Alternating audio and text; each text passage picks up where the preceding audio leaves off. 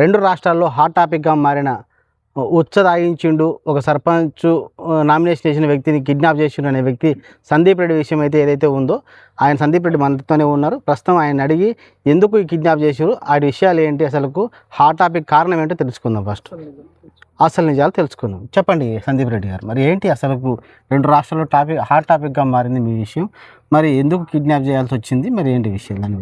Kidnap అనేది ఒక drama అండి.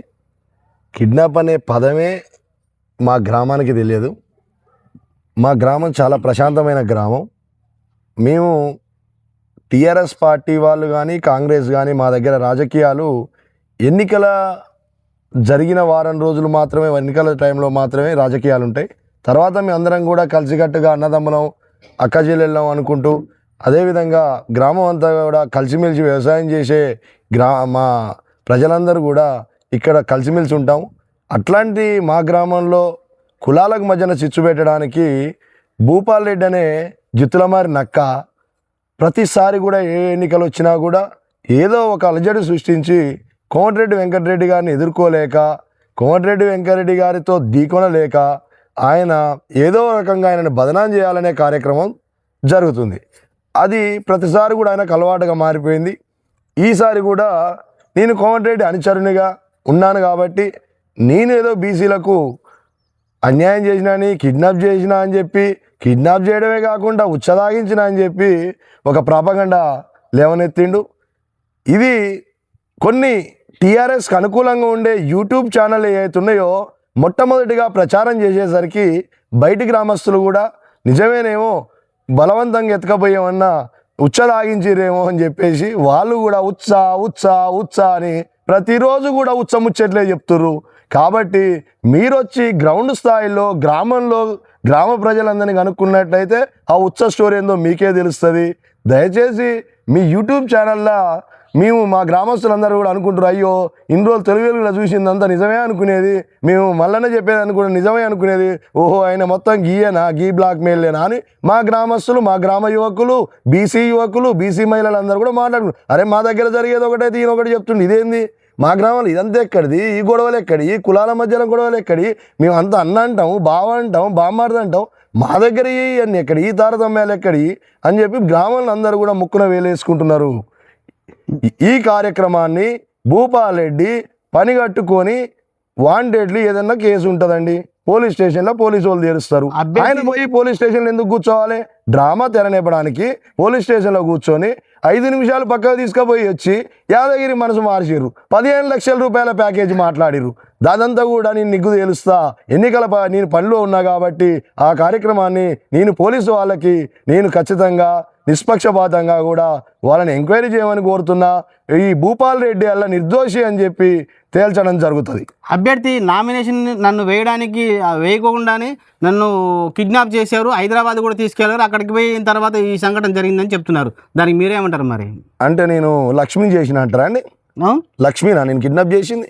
కాదు, యాదగిరి ఏమన్నా ఆడమనిషా అండి?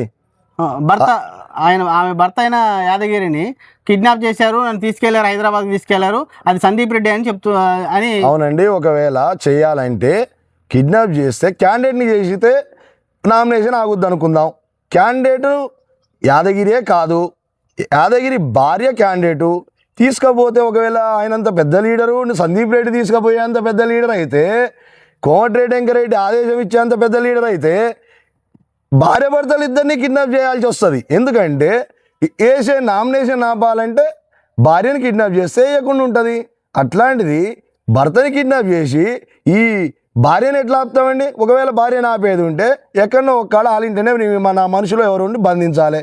భూపాల్ రెడ్డి ఇంట్లో ఎట్లుందండి ఆమె? భూపాల్ రెడ్డి తీసుకొచ్చి ఎట్లా వేయించిండు అంటే? భూపాల్ రెడ్డి కిడ్నాప్ చేసిండా, సందీప్ రెడ్డి కిడ్నాప్ చేసిండా? రాష్ట్రం అంతా సందీప్ రెడ్డి కిడ్నాప్ చేసిన కోడే కూస్తుంది. రాష్ట్రం అంతా ఏం కోడి కూయట్లేదండి. కొన్ని యూట్యూబ్ ఛానళ్ళు టీఆర్ఎస్ గవర్నమెంట్కు అనుకూలంగా ఉండే యూట్యూబ్ ఛానళ్ళు మాత్రమే కోడే కూస్తున్నాయి తప్ప బయట గ్రామాలకు ఏం తెలుస్తుంది? రేపు 11వ తారీఖు నాడు జరిగే ఎన్నికలప్పుడు ఈ యూట్యూబ్ ఛానళ్ళు మా ఎల్లమ్మగూడెంకి వచ్చి అలజడులు సృష్టించిన యూట్యూబ్ ఛానళ్ళు ఏడ తలకాయ పెట్టుకుంటాయో చూస్తాం కదా రిజల్ట్ చూసిన తర్వాత. అందుకనే ఆ రోజు కూడా వాళ్ళ రిజల్ట్ని ప్రసారం చేయాలని కోరుతున్నా. సందీప్ రెడ్డి అనే వ్యక్తికి ఆయన చూస్తే అందరూ భయపడేలా చెప్తున్నారని అంటున్నారు. మరి ఏమంటారు మీరు? నాకు ఎలాంటి నేర చరిత్ర లేదండి. నాకు రాజకీయ కక్షతోనే నా మీద ఎంతో బురద చల్లి టీఆర్ఎస్ గవర్నమెంట్లో నా మీద ఒక కేసుని, భూపాల్ రెడ్డి మీద ఉన్న కేసుని నా మీదకి నెట్టి నన్ను ఆ రోజు కూడా అరెస్ట్ చేపించడం జరిగింది. మొట్టమొదటిగా భూపాల్ రెడ్డి మీద కంప్లైంట్ ఇస్తే ఆ ప్రభుత్వంలో ఉన్న భూపాల్ రెడ్డి ఆ అధికారులను భయపెట్టి భయభ్రాంతులకు గురి చేసి ఆయన మీద ఉన్న ఎఫ్ఐఆర్ని చేసే కార్యక్రమే చేసినని నేను చెప్తున్నా. అసలు కోమటిరెడ్డి వెంకటరెడ్డికి మీకు సంబంధం ఏంటి? అసలు కోమటిరెడ్డి నాకు దేవుడు అండి. కోమటిరెడ్డి నాకు లీడరు. ఆయన పేదలకు సహాయం చేస్తాడు, పేదలకు అండగా ఉంటాడు. ఆయన పేదలను చూస్తే ఆయన మనసు చలిస్తుంది. ప్రతి పేద యువకుడిలో ఆయన తన కొడుకుని చూసుకుంటాడు. ఆయన ప్రతి ఒక్కరికి కూడా ఆపదలో సాపదలో నేనున్నా అని అండగా ఉంటాడు. నేను కూడా ఆయన బాటలోనే నడిచి మాకు తోచినంత సాయం చేస్తూ ప్రజలందరినీ కూడా మేము అండదండగా ఉంటాము. మేము ఆయన అనుచరులుగా ఉండి అందరికీ సహాయ సహకారాలు చేస్తుంటాం తప్ప ఇట్లాంటి కార్యక్రమాలు, బురదల్లే కార్యక్రమాలు మేము ఎన్నడూ చేయం. మాకు అలవాటే లేదు. ఎల్లమ్మగూడెంలో మీరు చేసిన అభివృద్ధి ఏంటి? అసలు ప్రజలు మిమ్మల్ని ఎందుకు కోరుకుంటున్నారు? అసలు నేను నా గ్రామంలో నా గ్రామ ప్రజలకు నిత్యం అందుబాటులో ఉంటూ ప్రతిరోజు కూడా గ్రామ ప్రజల్లో కష్టసుఖాల్లో పాలు పంచుకుంటూ ప్రతి ఒక్కరిని పలకరిస్తూ అన్న, అక్క, చెల్లె అని పలకరిస్తూ నా బీసీ యువకులు, నా ఎస్సీ యువకులు, ఎస్సీ మహిళలు, బీసీ మహిళలందరూ కూడా నన్ను అన్న అని పిలుస్తూ ఏ అవసరం ఉన్నా నన్ను ఆదుకోమని ప్రతి ఒక్కరు రాగానే నాకు తోచినంత సహాయం చేస్తూ నేను వాళ్ళకు ధైర్యాన్ని ఇస్తూ చేయడమే కాకుండా గ్రామంలో ఎన్నో అభివృద్ధి కార్యక్రమాలు ఇప్పటివరకు చేయడం జరిగింది. నా సొంతంగా గ్రామంలో మంచినీటి ట్యాంకు నిర్మాణం చేయడం జరిగింది. రోడ్లకు మట్టి పోయించడం జరిగింది. గ్రామంలో కుక్కల బెడదల నుండి చిన్న చిన్న పిల్లలను కరుస్తున్నాయని చెప్పగానే కుక్కలను పట్టియడం జరిగింది. కంప చెట్లను తొలగించడం జరిగింది. అంతేకాకుండా గ్రామంలో ఇప్పుడు నేను నిర్మాణంలో ఉన్నటువంటి 2 అంతస్తుల గ్రామ పంచాయతీ బిల్డింగ్లో మొదటి అంతస్తు ఎన్ఆర్జీఎస్లో రాగా 2వ అంతస్తు నా సొంతంగానే నిర్మాణం చేయడం జరుగుతుంది. అదేవిధంగా మంత్రి గారి సహాయ సహకారాలతోని 65 కోట్ల రూపాయలతోని మామిడాల అడ్డ రోడ్డు నుంచి మాడుగులపల్లి వరకు డబుల్ రోడ్ నిర్మాణం కొనసాగుతుంది. అదేవిధంగా ఎల్లమ్మగూడెం నుంచి చెరుకుపల్లి వరకు 6.5 కోట్ల రూపాయలతోని మేము ఈరోజు డబుల్ రోడ్డు నిర్మాణ కార్యక్రమం జరుగుతుంది. ఆరేగూడెం నుంచి ఎల్లమ్మగూడెం వరకు సింగిల్ రోడ్డు కార్యక్రమం 2.5 కోట్ల రూపాయలతో నిర్మాణం జరుగుతుంది. అదేవిధంగా సబ్స్టేషన్, ఇక్కడ కరెంటు సమస్య ఉందని తెలియగానే సబ్స్టేషన్ శాంక్షన్ చేయించడం జరిగింది. అంతేకాకుండా ఇంటర్నల్ సీసీ రోడ్లు 45 లక్షల రూపాయలతో నిర్మాణం చేసుకోవడం జరిగింది 2 సంవత్సరాలలో. అంతేకాకుండా ఒడ్డెవారి బావి దగ్గరికి వాళ్ళు గుంటలలో నడుచుకుంటూ వాళ్ళ కార్లు పోయే పరిస్థితి లేనప్పుడు 20 లక్షల రూపాయలతోని సీసీ రోడ్డు వేయడం జరిగింది. అంతేకాకుండా ఎల్లమ్మగూడెం నుంచి ఆరగూడానికి మూసీ కెనాల్ పోవాలంటే ఆరగూడెం గ్రామస్తులందరూ కోరగానే 1,50,000 రూపాయలు పెట్టి నా సొంత డబ్బులతోనే కాలువ తీపియడం జరిగింది. అంతేకాకుండా గోదావరిగూడెం నుంచి చిరుమర్తి పోయే రోడ్డుకు మట్టి పోసే కార్యక్రమాన్ని నా సొంత నిధులతోనే నేను చేపియడం జరిగింది. దానికోసమే ఈ అభివృద్ధి కార్యక్రమాలన్నీ ప్లాన్ చేసి ఇలా చేశారా? నాకు వాస్తవానికి సర్పంచ్ చేయాలనే లేదండి. నాకు అది పెద్ద పదవి కాదు. నాకు కోమటిరెడ్డి అనే బ్రాండే ఒక పెద్ద పదవి. అయినప్పటికీ నా గ్రామంలో మొదటగా 42% రిజర్వేషన్ అన్నప్పుడు బీసీ రిజర్వేషన్ రావడం జరిగింది. బీసీ రిజర్వేషన్లో కూడా మేము క్యాండిడేట్ని డిసైడ్ చేసుకున్నాము, గ్రామాన్ని అభివృద్ధి చేసుకుందాం అని చెప్పేసి నాకు పదవి ఉన్నా లేకున్నా కోమటిరెడ్డి వెంకటరెడ్డి గారితో ఈ 2 సంవత్సరాల్లో ఈ కార్యక్రమాలన్నీ ఇప్పుడు చేసినటువంటి కార్యక్రమాలన్నీ కూడా చేయడం జరిగింది. ఈ కార్యక్రమాలను చూసి నా గ్రామస్తులు, నా గ్రామ యువకులు, నా గ్రామ బీసీ మహిళలు, బీసీ యువకులు, ఎస్సీ మహిళలు, ఎస్సీ యువకులు అందరూ కూడా నా దగ్గరికి వచ్చి వేరే వాళ్ళు ఎవరున్నా కూడా ఈ అభివృద్ధి ఆగుతుందేమో, నువ్వు పట్టించుకోవా అని చెప్పి నన్ను బలవంతంగా ఈరోజు ఈ సర్పంచ్ ఎన్నికల్లో నిలబడడానికి అందరూ కూడా ఒత్తిడి చేయడం జరిగింది. గ్రామస్తులందరూ కూడా టీఆర్ఎస్ పార్టీకి చెందిన వాళ్ళు కూడా అందరూ నా దగ్గరికి వచ్చి నువ్వే పోటీ చేయి, నీకే యునానిమస్ ఇస్తామని చెప్పడం జరిగింది. చెప్పగానే మీరందరూ కూడా ఇంత కోరుకుంటున్నారు కాబట్టి మీ మాట కూడా కాదంటే బాగుండదని చెప్పి నేను సర్పంచ్గా నిలబడడానికి నిర్ణయించుకొని యునానిమస్ కోసం టీఆర్ఎస్ వాళ్ళే ప్రతిపాదన చేసినప్పుడు మేము ఈ కార్యక్రమం జరుగుతున్న టైంలో భూపాల్ రెడ్డి ఎంటర్ అయ్యి నా పరువు పోతుంది.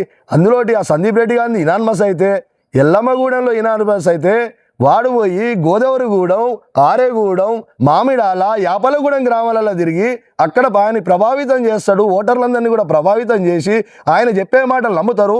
నేను అభివృద్ధి చేస్తా అని మాట ఇస్తే తప్పడు అని చెప్పి ఆ గ్రామాలందరికీ తెలుసు కాబట్టి వాడు మాటిస్తాడు. వాడు మాటిస్తే నాకు ఎఫెక్ట్ అవుతుంది అనే ఒక ఉద్దేశంతోనే నన్ను ఎట్లా ఈ పోటీలలో నిలబెట్టడానికి, వాస్తవానికి నాకు యాదగిరి అనేవాడు పోటీనే కాదు, వాడు మతి స్థిమితం లేని వ్యక్తి అయినప్పటికీ నన్ను మీరు చూశారండి యూట్యూబ్ ఛానళ్ళల్లో అందరికి కూడా పోలీసు వాళ్ళ ముందర కూడా సందీప్ మామ అని మాట్లాడినాడు. మరి కుల వివక్ష ఉంటే నన్ను మావా అని ఎలా పిలుస్తాడు? నేనెలా పిలిపించుకుంటాను? నాకు దురహంకారమో లేకపోతే రెడ్డి అహంకారమో ఉందంటే నన్ను మావా అని ఎలా పిలుస్తాడు? ఈ విషయాన్ని మీరు ఎందుకు మర్చిపోతున్నారు, ఎందుకు గమనించట్లేరని నేను అడుగుతున్నా. అయినప్పటికీ నల్గొండ జిల్లాలో ఇన్ని గ్రామాలు ఉన్నప్పుడు సందీప్ రెడ్డి మీద భూపాలరెడ్డికి ఎందుకు టార్గెట్? అసలు మీ మధ్య ఏముంది? మా మధ్య ఏం లేదండి. నేను కోమటిరెడ్డి కరుడు కట్టిన కార్యకర్తని, కోమటిరెడ్డి సైనికుణ్ణి. కోమటిరెడ్డికి ఈగ వాలితే నేను సహించను. అందుకనే నేను కోమటిరెడ్డి అనుచరుని, ప్రధాన అనుచరుని అని చెప్పేసి వాడు భూపాలరెడ్డి గారు కుట్ర చేసి సందీప్ రెడ్డి గారిని ఎట్లైనా బదనాం చేయాలని చెప్పి ఒక తిక్కలోని పట్టుకొని నామినేషన్ వేయించి ఈ తిక్క పనులని చేస్తుండు. ఎందుకంటే భూపాలరెడ్డికి ఈ ఎలక్షన్ సార్వత్రిక ఎన్నికలు అయిపోయిన తర్వాతకి ఈ జనం తంతే 55,000 ఓట్లతో ఓడిపోయి బుర్ర పగిలిపోయి పిచ్చెక్కి పిచ్చిగా చేస్తుండు. రాష్ట్రంలో దాదాపు చుట్టుపక్కల గ్రామాల్లో కావచ్చు సందీప్ రెడ్డి అంటే ఒక భయాందోళనకరంగా, సందీప్ రెడ్డి అంటే ఒక భయంగా ఉంది. గ్రామంలో వేరే విధంగా ఉంది చూస్తే. మరి దానికి మీరు ఎట్లా అంటున్నారు? మీరు మీ ఛానల్స్ కానీ యూట్యూబ్ ఛానల్స్ కానీ అన్నీ కూడా గ్రామంలో ఇప్పటి వరకు ముందు నాకు నువ్వు చూపించినటువంటి ఒక బూచిగా చూపించినటువంటి ఛానల్ ఏవి కూడా గ్రామ ప్రజల దగ్గరికి వెళ్ళి అడిగితే నా మనసు ఏందో, నేనేందో, నా పని ఏందో, నా పనితనం ఏందో చెప్పేటోళ్ళు. ఊరికనే భూపాలరెడ్డి చెప్పింది మాత్రమే టెలికాస్ట్ చేసి ఒక అద్దానికి ముందు సైడ్ చూపించి వెనక సైడ్ చూపించకుండా ఇది బూచి అని చెప్తుంది నిజమైపోద్దని. ఎందుకంటే దూర ప్రాంతాల్లో ఉండే ప్రజలకు, ఎల్లమ్మగూడెం అంటే తెలవని ప్రజలకు, ఎల్లమ్మగూడెంతో సంబంధాలు లేని ప్రజలకు ఈ విషయాలు తెలియవు. నా గ్రామంతో సంబంధాలున్నా నా గ్రామానికి నా గ్రామంలో ఉన్నటువంటి బంధువులు వాళ్ళు ఎవరన్నా అడిగితే వాళ్ళు చెప్పుకుంటున్నారు నా గ్రామంలో ఏం జరిగింది. యూట్యూబ్ ఛానళ్లకు అదేవిధంగా టీవీ ఛానళ్లకు నేను ఒకటే మనవి చేస్తున్నా, మీరు రండి, ఎల్లమ్మగూడెంకి రండి. సందీప్ రెడ్డి లేకుండానే మీరందరూ కూడా ఇంటింటికి వెళ్ళండి. బావి దగ్గర ఉన్న కాడికి పోండి, చిలక దగ్గర ఉన్న వాళ్ళ దగ్గరికి పోండి. పోయి మీరు మీ యొక్క ఇంటర్వ్యూలు తీసుకోండి గ్రామ ప్రజలతో తీసుకొని మీరు నిష్పక్షపాతంగా ఛానళ్ళు నడపండి. ఈ లంగా మాటలతోని, ఈ అబద్ధపు ప్రచారాలతోని మీ ఛానళ్ళు నడిపితే తొందరలోనే మూతపడతాయి. ఎందుకంటే మీరు ఎక్కువ రోజులు ఇట్లాంటివి నడపలేరు. మీ రేటింగ్స్ కోసం జీవితాలతో ఆడుకుంటున్నారు. మీలాంటి లంగాలు జర్నలిజంలోకి వచ్చి నిజమైన జర్నలిస్టులను మీరు పక్కకు దొప్పిస్తున్నారు. మీయే నిజాలని నమ్మిస్తున్నారు. జర్నలిజానికి మచ్చ వేస్తున్నారు. ఇది మానుకోవాలి. ఇది మంచి పద్ధతి కాదు. మీరు ఇది మానుకోకపోతే ప్రజలందరూ కూడా యూట్యూబ్ ఛానళ్ళు ఇట్లాంటి కార్యక్రమాలు చేసే ఛానళ్ళ మీద ప్రజలందరూ కూడా తిరుగుబాటు చేస్తారని నేను తెలియజేస్తున్నాను. ఫైనల్గా మీరు భూపాలరెడ్డికి ఏం చెప్పదలుచుకున్నారు? అసలు నేను ఫైనల్గా భూపాలరెడ్డికి నీ పద్ధతి మార్చుకోకపోతే నీ రాజకీయ జీవితమే శూన్యమవుతుందని నేను తెలియజేస్తున్నాను. మీరు భూపాలరెడ్డి, నేను చెప్తున్నా నీకు, నువ్వు ఈ చేసిన ప్రచారం అసత్యం కాదు. సందీప్ రెడ్డి యాదగిరికి ఉచ్చదాపిచ్చిండు అనేది నువ్వు ఆడిన డ్రామా కాదు అని చెప్పి నువ్వు కట్టించిన ఉరుమడ్లలోని గుడికి వెళ్ళి ప్రమాణం చేయి. నేను వస్తా, నా గుళ్ళో నేను కట్టించిన ఎల్లమ్మగూడెం గుళ్ళో నేను ప్రమాణం చేస్తా. నేను ఉచ్చదాపియలేదు యాదగిరికి అని. నీకు ఆ దమ్ముందారా? ప్రమాణానికి సిద్ధమంటారా? ప్రమాణానికి సిద్ధం. మీ మీడియా అంతా రండి, లైవ్ పెట్టండి. నేను వస్తా, ఎక్కడికి రమ్మన్నా, ఏ గుళ్ళో చేయమన్నా నువ్వు చేస్తానికి సిద్ధమా? భూపాలరెడ్డి ఏమనుకున్నావురా?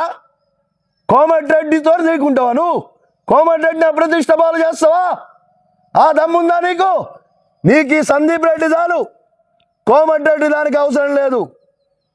తమాషాలు అవుతున్నాయా? నీ డ్రామాలు బంద్ చేసుకోకపోతే నిన్నింట్లో బండబెట్టే రోజు రాజకీయంగా ఎమ్మెల్యేగా బొందబెట్టిర్రు, అదేవిధంగా రాజకీయంగా శాశ్వతంగా బొందబెడతారు. అంతేకాదు కేటీఆర్ గారికి కేసీఆర్ గారికి కూడా నేను ఒక విషయం చెప్తున్నా, ఇట్లాంటి నాయకునికి ఎందుకు టికెట్ ఇస్తున్నారు? మీకు నాయకులు లేరా? మంచి పని చేసే నాయకులు లేరా? ఈ డ్రామాలు ఆడే నాయకులు అవసరమా? మంచి నాయకులు ఎన్నుకోండి, ప్రజలందరూ కూడా స్వాగతిస్తారు. మీరు చూస్తున్నారు, మీకు కూడా తెలుసు, ఈ భూపాల్ రెడ్డికి నోటి దురుసు, మాట్లాడరాదు. ప్రజలందరినీ కూడా చీదరించుకొని ఆయనని చీదరించుకునేలాగా చేసిండు.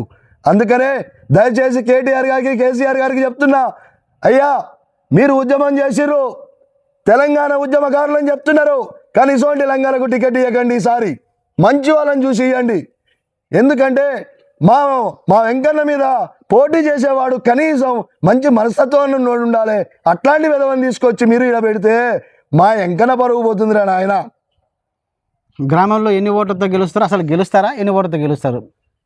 నేను గ్రామంలో ఎన్ని ఓట్లతో గెలుస్తా అనేది, ఆయనకు ఎన్ని ఓట్లు వస్తాయి అనేది, మెజార్టీ ఎంత వస్తుంది అనేది 11వ తారీఖు నాడు నా గ్రామ ప్రజలు, నా గ్రామ యువకులు, నా బీసీ మహిళలు, నా బీసీ యువకులందరూ కూడా 11వ తారీఖు నాడు సాయంత్రం మీ అందరికీ కూడా చూపించి బాక్సులు బద్దలు కొడతారు నా బ్యాటుతోనని చెప్తున్నా. ఫైనల్గా గ్రామ ప్రజలకు మీరు ఏం చెప్పదలుచుకున్నారు? నా గ్రామ ప్రజలకు నేను ఏం చెప్పాల్సిన అవసరం లేదు, వాళ్ళకు నా గురించి తెలుసు. కాబట్టి నా గ్రామ మహిళలు, నా గ్రామ ప్రజలందరూ కూడా నన్ను ఓదార్చడానికి వస్తున్నారు. నా గ్రామ యువకులందరూ కూడా నన్ను ఓదార్చడానికి వచ్చి, అన్నా మేము చూసుకుంటా, మీరు ఇక్కడ కూర్చోండి, మీరు బయటకు వస్తే మీ మీద నిందలేస్తారు, మీరు బెదిరించారని చెప్తారు, మీరు ఎలక్షన్ దగ్గరికి రావాల్సిన అవసరమే లేదు, మేము ఉన్నాం, మేము గెలిపిస్తామని ఇరు పార్టీల వాళ్ళు కూడా వచ్చి నాకు మద్దతు తెలపడం జరుగుతుంది. నా గెలుపుని భూపాల్ రెడ్డి జేజమ్మదికి వచ్చిన ఆపలేరు. కొన్ని ఛానల్స్లో జనరల్గా మీరు అంటున్నారు, నాకు యాదగిరి కాదు పోటీ, డైరెక్ట్ భూపాల్ రెడ్డితోనే నేను పోటీ అని మీరు కొన్ని ఛానల్స్లో చెప్పడం జరిగింది. మరి దాని గురించి ఏం చెప్తారు? అది వాస్తవమే. ఈరోజు యాదగిరి వచ్చి నామినేషన్ వేయలేదు. భూపాల్ రెడ్డి నలుగురు మాజీ ఎమ్మెల్యేలని, ఓడిపోయిన ఎమ్మెల్యేలని, అదేవిధంగా 20 కార్లలో 30 కార్లలో తీసుకొని వచ్చి నామినేషన్ వేసిండు. ఆయనే తిరిగి ప్రచారం చేస్తుండు. రాష్ట్రం మొత్తం అడ్వర్టైజ్మెంట్ ఇచ్చి నన్ను ఎల్లమౌడలో గెలిపి అని చెప్పి భూపాల్ రెడ్డి అడుగుతుండు. నేను చెప్తున్నా, నాకు పోటీ యాదగిరి కాదు, యాదగిరే పోటీలో ఉంటాడు. అంటే మా ఊళ్ళో బోయినంకన్నని ఉంటాడు, ఆయనను పెట్టి నేను సర్పంచ్గా చేసేటోడిని, భారీ మెజార్టీగా గెలిపించేటోడిని. నేనెందుకు పోటీలో దిగేటోడిని? భూపాల్ రెడ్డి పోటీలో ఉండి కాబట్టే నేను ఈరోజు పోటీలోకి దిగినా. భూపాల్ రెడ్డి నాకు పోటీకి రాలేడు. 100 కోట్లు పెట్టుకో, 200 కోట్లు పెట్టుకో, నాకు పోటీగా వచ్చి గెలిస్తే నేను జీవితంలో రాజకీయం చేయను. ఇది సంగతి. మన సందీప్ రెడ్డి అయితే ప్రస్తుతం ఇప్పుడు ఎక్కడికైనా భూపాల్ రెడ్డి రండి, ప్రమాణ స్వీకారానికి నేను రెడీగా ఉంటా, మరి ప్రమాణం చేద్దామని అయితే రెడీగా ఉంటున్నాడు. నాకు కాదు, యాదగిరికి కాదు పోటీ, నాకు పోటీ ఎవరంటే భూపాల్ రెడ్డికి నాకు పోటీ అని చెప్తున్నారు.